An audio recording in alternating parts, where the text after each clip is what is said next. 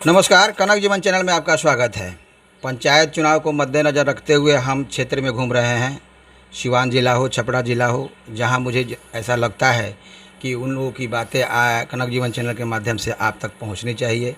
आप भी जानें कि उस क्षेत्र के प्रत्याशी कैसे हैं, अगर हैं निवर्तमान तो उन्होंने कैसा काम किया, किस तरह से किया और उनका बैकग्राउंड क्या रहा है। सबसे महत्वपूर्ण चीज़ है समाज सेवा का जो ये पद है, उसमें बैकग्राउंड को देखना या देना बहुत महत्वपूर्ण चीज़ है। तो उसी दौरान आज हम पहुँचे हैं महाराजगंज प्रखंड के सिकटिया पंचायत में।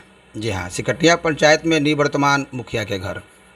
वो आज किसी परिचय के मोहताज नहीं है। समाज सेवा की जहाँ तक बात की जाए तो इनके अलावा यहाँ कोई ऐसा प्रत्याशी नहीं है जो समाज सेवा में इस तरह से अपने तन मन धन या पूर्वजों के साथ जुड़ा हुआ हो। मैं उनसे भी कुछ उनके हृदय की बात, कुछ समाज की बात, कुछ पंचायत की बात, कुछ खामियां और कुछ जो समस्याएं हैं उसके बारे में भी मैं जानूंगा। मैं उन्हीं से आपका परिचय करा रहा हूं। मैं चाहूँगा कि वो अपना परिचय खुद अपनी ज़ुबानी दें कि उनका बैकग्राउंड क्या रहा है, उनके माता पिता कैसे रहे हैं, फिर इनकी पढ़ाई, शिक्षा दीक्षा, वर्तमान का कार्य या समाज सेवा में इनका रुझान किस तरह से हुआ और समाज सेवा में आने की इन्होंने कैसे सोचा और वो सोचना इनका फलीभूत हुआ। तो मैं आज उपस्थित हूँ सिकटिया पंचायत के मुखिया प्रत्याशी के घर और मैं उनसे कुछ जानूँगा। नमस्कार। सबसे पहले मैं जानना चाहूँगा कि आप अपना परिचय कनक जीवन चैनल को दें। सबसे पहले मैं आपके चैनल को, जो कनक जीवन चैनल है, उसको मैं धन्यवाद अपने तरफ से देना चाहता हूँ। मेरा नाम डॉक्टर प्रभाकर उपाध्याय हुआ। मैं होम्योपैथ चिकित्सा से जुड़ा हुआ हूँ और मेरी पढ़ाई यहीं महाराजगंज से RBGR कॉलेज से हुई है। मेरे परिवार की बहुत पूर्वज से उपलब्धि रही है। पंचायती राज अधिनियम बनने के बहुत पहले से भी मेरा परिवार ये समाज सेवा में अपना योगदान देते रहा है। मेरे पिताजी यहाँ के एक अच्छे चिकित्सक थे। नाम रखिए। डॉक्टर विद्यारत्न उपाध्याय, जो इस पंचायत के आजीवन मुखिया रह चुके। यहाँ के जो भी व्यक्ति थे पंचायत के, उन लोगों की मानसिकता ये थी कि जब तक ये जीवित रहेंगे तब तक यही मुखिया पद पर बने रहेंगे। वैसा हुआ भी। जब तक जीवित थे तब तक मुखिया पद पर बने रहे। उसके बाद चुनाव हुआ तो मैं इस पद पर हुआ। मेरे पिताजी के जीवन काल में जो भी कार्य हुआ, वो एक जैसे पंचायत भवन है, उस समय उस तरीक़ा का कोई प्रपोजल किसी के पास नहीं था। मेरे पिताजी कुछ पैसा को, पंचायत के पैसा को बचा कर रखे हुए थे। उसी पैसा से उस पंचायत भवन को निर्माण करवाए और अपना ही ज़मीन जो सिकटिया बाज़ार पर स्थित है और उसको बिहार सरकार को दान दिए। उसमें भवन का निर्माण खुद स्वतः करवाए और आज तक मेरे परिवार से लेकर के उनके माने जाने के बाद हम लोग भी आज समाज के सेवा में लगे रहते हैं और हम लोगों का यही उपलब्धि रहा है। आज कोई मुखिया बन कर के किसी को सेवा करे या न करे, लेकिन हम लोग हमेशा सेवा से जुड़े हुए हैं और ये नहीं है कि पंचायत का मुखिया बनेंगे तभी सेवा करते हैं। हमेशा सेवा की मानसिकता या चाहे इस तरीके की भावना है। हम पूर्व में मुखिया रहे तो जितना संभव हुआ स्वच्छ तरीक़ा से हमने अपना कार्यकाल 5 साल चलाया, लेकिन जो भी प्रतिद्वंदी थे हमको फंसाने के लिए षड्यंत्र नाना प्रकार के करके आरोप प्रत्यारोप लगा करके और हम पर आरोप भी इस तरीक़ा का गठन करवाए। उसके बावजूद भी उससे कुछ नहीं, कोई बात नहीं है। फिर उसके बाद थी अभी मेरी महिला सीट जब हुआ तो मेरी पत्नी मुखिया है। तो इस कार्यकाल में मैंने लगभग 100 योजना को पूर्ण किया हूँ और नई सड़क लगभग 10 नई सड़क मैं निर्माण कराया हुआ। लेकिन एक कुशवाहा टोला है जहाँ सब्जी मंडी लगती है सिकटिया बाज़ार के पश्चिम, वहाँ उस टोले में, कुशवाहा टोला में जाने के लिए कोई सड़क नहीं था। आज से नहीं, बहुत पूर्वज से वहाँ एक 200 फुट का एक 1500 फुट कंप्लीट करवा दिया हूँ। थोड़ा सा बीच में वहाँ बाकी पड़ा हुआ है, जो कि उसको भी मैं प्रयास करूँगा कि जो मैंने जितना जल्द हो सके आने वाला समय में हम उसको पूरा करा दूँ। आप तकरीबन 10 साल तक यहाँ पंचायत का नेतृत्व किए, जी। तो इन 10 सालों में सार्वजनिक तौर पर आपने काम कराया हो? सार्वजनिक तौर पर जैसे 400 से 450 लगभग इस 5 साल की अवधि में पेंशन हुआ है। इंदिरा आवास से लगभग 100 के आसपास हुआ है। और सड़क का पक्की थी पीसीसी सड़क का निर्माण लगभग 12 हुआ है। और इसके अलावा जल नल कार्य पूरा हुआ है। जैसे जल नल के लिए हमको माने राजनीति के तहत हमको फंसाने की नीयत से हम पर कुछ आरोप भी लगाया गया, लेकिन उस तरीका का कोई बात नहीं है। जो भी आरोप लगा है सब निराधार है और उसकी पुष्टि भी हो गई है। वो ये बात हाँ, जल नल में ये बातें हो रही थी, हम क्षेत्र में आ रहे तो हमने सुना भी इस चीज़ को कि आप पर आरोप लगाए जा रहे हैं। वार्ड 9 है या 7 है, वो 5 है, कोई फैज नाम का आदमी है, व्यक्ति है, जो बता रहा है कि पैसा मुखिया जी उठा लिए और यहाँ का काम अधूरा नल जल का रहेगा, जबकि मुख्यमंत्री का ड्रीम प्रोजेक्ट है। ऐसा बताया गया है कि मैं बार बार इस वीडियो में कहता हूँ कि जिन प्रतिनिधि के क्षेत्र में नल जल का काम नहीं हुआ होगा वो मुखिया प्रत्याशी नहीं बन पाएंगे या मुखिया से नहीं लड़ पाएंगे। तो ऐसा हमने सुना है कि इस प्रोजेक्ट पर आपका काम अधूरा ही है, इसमें कहाँ तक सच्चाई है? जो भी हम पर आरोप जल नल के प्रति लगाया गया वो एक षड्यंत्र और साजिश के तहत किया गया है। जो भी पैसा के लेकर के आरोप लगाया वो भी कोई स्टेटमेंट इस तरीका का कोई अथी नहीं है कि जे बैंक स्टेटमेंट के द्वारा या चाहे जैसे भी कि जो हम एक भी रुपया के निकासी किए हैं। और इसका निराकरण अभी वर्तमान जो मुखिया BDO साहब जो आए हुए हैं रवि रंजन जी, वो समक्ष सभी वार्डों को, मुखिया को और कार्यपालक सहायक, जेई और पंचायत सचिव सबको बुला करके बैठ करके इसका के लिए समाधान किए और समझे कि हाँ यहाँ इसमें कहाँ त्रुटि है। तो वो सारा जब जिम्मेवारी वार्ड और पंचायत सचिव को दे दिए कि जो वो लोग अपना करावें, उन लोगों का चीज़ है। मुखिया का काम है रुपया का ट्रांसफ़र कर देना। और बिहार सरकार का दिशा निर्देश ये है कि पंचायत का जो भी जल नल का है उसमें मुखिया का भूमिका इतना ही है कि जो उसका रख रखाव, देख रेख, पैसा अगर ट्रांसफ़र हो गया तो काम हुआ कि नहीं, उस पर हमने अपना दबाव बनाना शुरू किए। ये लोग पैसा उठा करके खर्च इधर उधर कर दिए और जब दबाव बनाना शुरू किए तो हम पर फंसाने के लिए इस तरीका का आरोप लगा दिए, जो कि आरोप अभी तक कोई माने साबित नहीं है और सब नकारात्मक बात है। और ये 5 वार्ड जो भी मुसलमान हैं ये जातिगत हो करके इस तरीका का हम पर हिंदू और मुसलमान की भावना को दर्शाते हुए इस तरीका का षड्यंत्र किए हैं। मुखिया जी ने इसको, जो लोग इस सवाल कर रहे हैं उनका जवाब मुझे लगता है कि मिल गया होगा। मुखिया का जो काम है उन्होंने किया कि अपना निकासी करके उस चीज़ को देख रेख करना, बाकी काम कराना वार्ड का है। जिस वार्ड में जो नल जल की योजनाएं हैं उस नल जल की योजनाओं को लागू करना, बाकी इनका काम देख रेख है कि वह काम ढंग से हो रहा है। साइन करके पैसा उठा लेना और उठा करके काम कराना, ये मुखिया जी ने अपना स्पष्टीकरण दिया कि बाकी व्यक्तिगत तौर पर अब जो भी चीज़ें हो, ये व्यक्तिगत बातें हैं, मैं नहीं बता सकता। लेकिन अच्छा ये बताइए कि पूरे पंचायत में आपका नल जल सफल है? जी, एक के वार्ड का सिर्फ पाइपलाइन का काम बाकी है, जो काम नहीं करा रहे हैं। अभी BDO साहब आदेश किए भी कि काम कराने के लिए, लेकिन अभी भी वो काम नहीं करा रहे हैं। बाकी जल नल मेरा चल रहा है। मनरेगा की क्या स्थिति है आपके पंचायत में? मनरेगा की स्थिति बहुत अच्छी है, वृक्षारोपण से लेकर के और रोड नाला खाड़ जो भी बांध उंध है इसकी माने हमारे यहाँ जितनी भी कार्य थी लगभग हमने पूर्ण कर दी है। हमको नहीं लगता है कि ये कोई मिट्टीकरण का कार्य में कोई मनरेगा के द्वारा कोई कार्य हमारा अधूरा हो।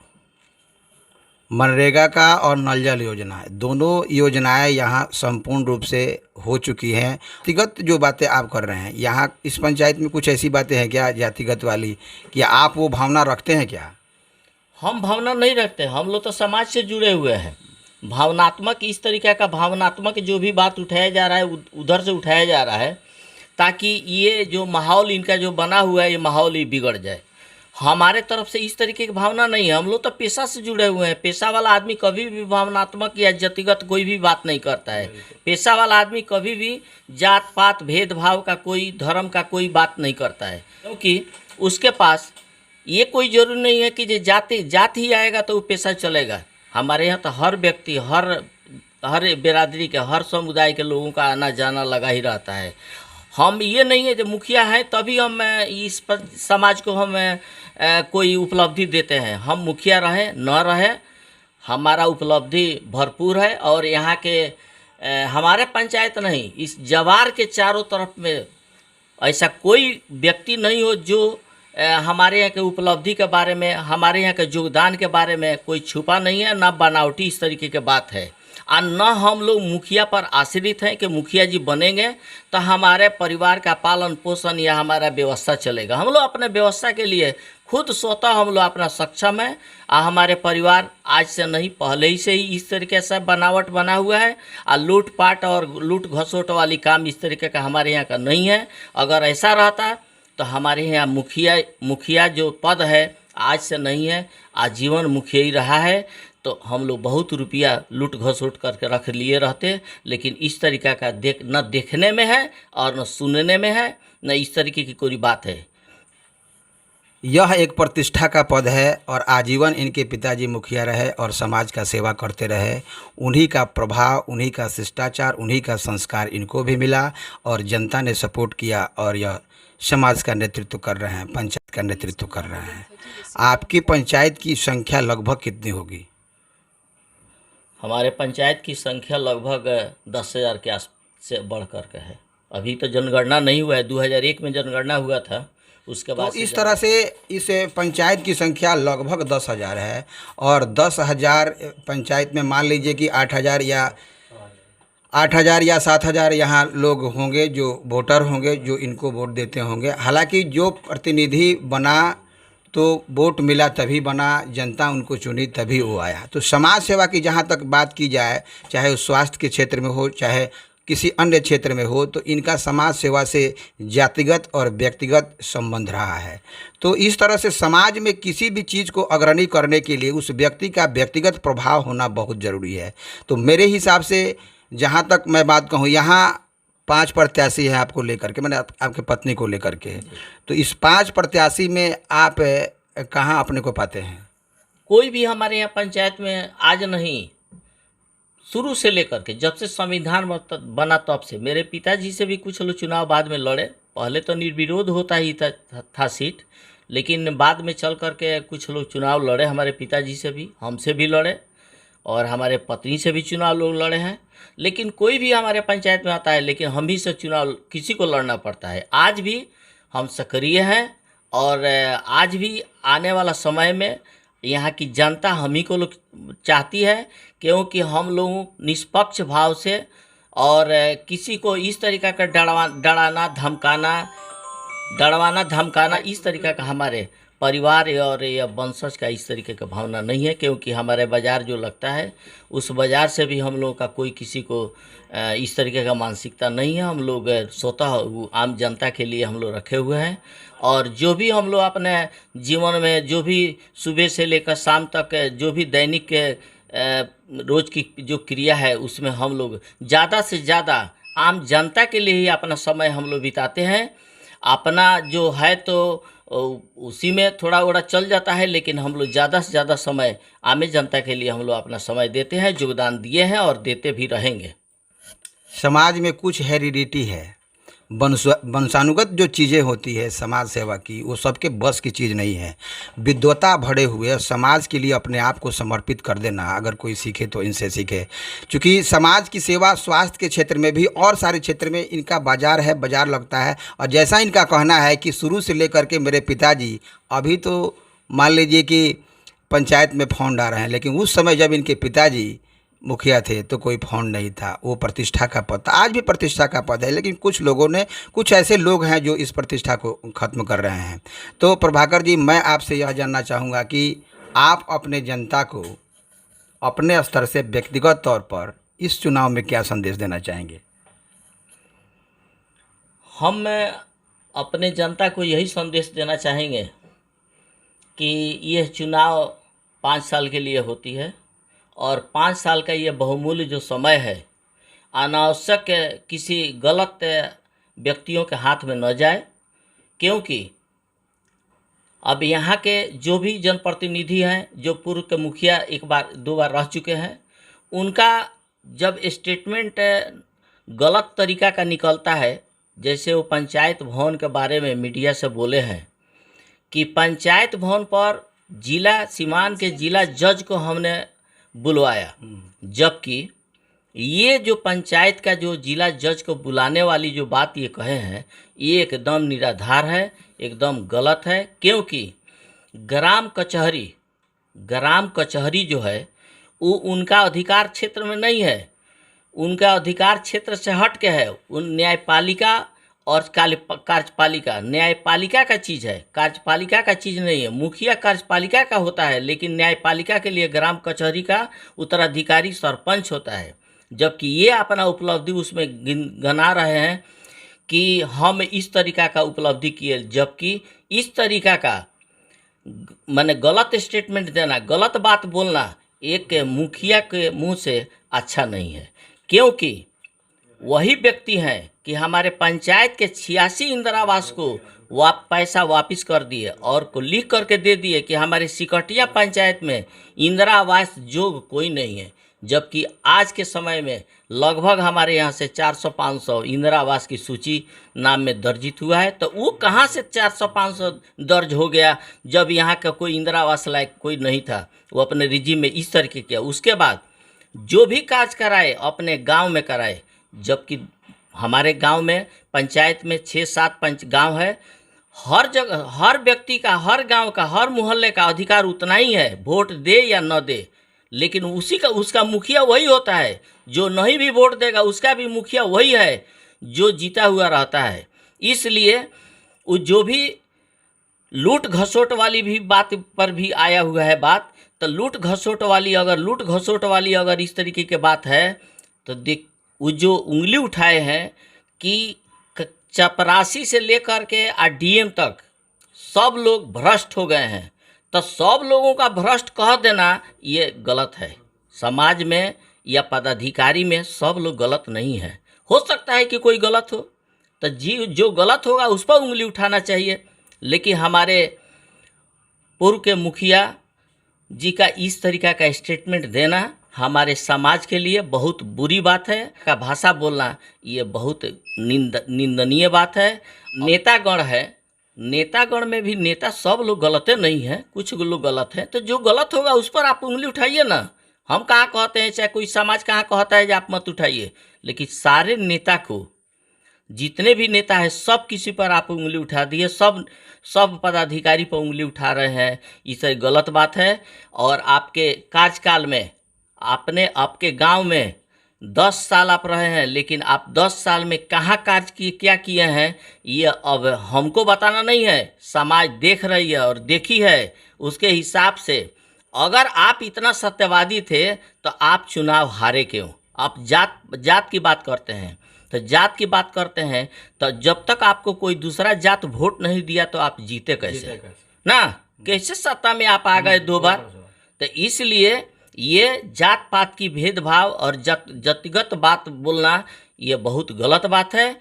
इस तरीका का बात आपको नहीं बोलना चाहिए। यह एक विद्वान व्यक्ति भी इन बातों को रख सकता है। जो पूर्व में रहे मुखिया, उनकी वाणी का जवाब देते हुए इन्होंने बताया कि कुछ ऐसी बातें हैं जो व्यक्ति के पास प्रबुद्धता नहीं है, विद्वता नहीं है, वो बात अनर्गल करता है और करेगा ही, उसको रोका नहीं जा सकता है। क्योंकि आज़ाद भारत में सबको आज़ादी है अपने बात। आपके पूरे जीवन काल का सबसे वह सुखद क्षण जिसको आप अपनी ज़िंदगी में कभी नहीं भूल पाते हैं। मैं अपने ज़िंदगी का सुखद पल वही है कि हमारी जनता सुख से रहे, शांति से रहे, कोई भी बात कहीं न हो और शांत तरीक़ा से हमारे पंचायत का संचालन हो। सुखद मेरी उसी में है। और दुखद इस बात की है, योगदान करने के बावजूद भी, इतना संघर्ष करने के बावजूद भी, इतना समाज में सेवा के भावना से समय बिताने के बावजूद भी उसका यही मानसिकता हमेशा रहा है कि किसी तरीके से उलझा करके, फंसा करके बदनाम कराना, यही उनकी मानसिकता रही है। वही दुखद की बात है कि सब करने के बावजूद भी उस तरीके की उपस्थिति ये लोग बना देते हैं। अंत में आप अपनी जनता को से क्या आग्रह करना चाहेंगे और क्या संदेश देना चाहेंगे? मैं जनता से आग्रह यही करूंगा कि अपना सोच समझकर अपना बहुमूल्य वोट दें और जात पात से हट करके, कोई जात बिरादरी नहीं होता है। जात बिरादरी सिर्फ हम लोगों के समाज के लिए, शादी विवाह के लिए होता है, न कि ये राजनीति करने के लिए होता है। राजनीति जो करता है जात पात के लिए, वो बहुत निंदनीय है, बहुत गलत बात है। और हम ये कहेंगे कि कोई जो भी हमारी जनता है सोच समझ कर जो वोट दें, कि किसको वोट देने से हमारे समाज का मान, प्रतिष्ठा, स्वाभिमान सही चले रहेगा। तो आपका प्रथम काम क्या होगा? जनता अगर नेह प्रेम देगी, हमको अगर इस पद पर फिर लाएगी, तो सबसे प्राथमिकता ये मेरा है कि पूरे पंचायत में लाइट का व्यवस्था, घर घर का जो पानी का निकास है, पानी गिराने का जो कचरा हो जाता है गांव में, बस्ती में, रोड पर, उसके लिए सोख्ता का निर्माण करना। कुआं जो है, जो सब खराब पड़ा हुआ है, उसका सौंदर्यीकरण करना। जो सरकारी जो पोखर है उसका सौंदर्यीकरण करना। खेल कूद का जो मैदान है उसको भी सौंदर्यीकरण करना और बनाना। और उसके लिए हमारे पंचायत के अंतर्गत जो भी गली नली का जो रास्ता है उसको सुधार कर देना। जो बचा हुआ है, ऐसे तो बहुत कम बचा हुआ है, लेकिन जो ही बचा हुआ है उसको मैं प्रयास करूंगा कि पूर्णतः उसको पूरा कर दूं।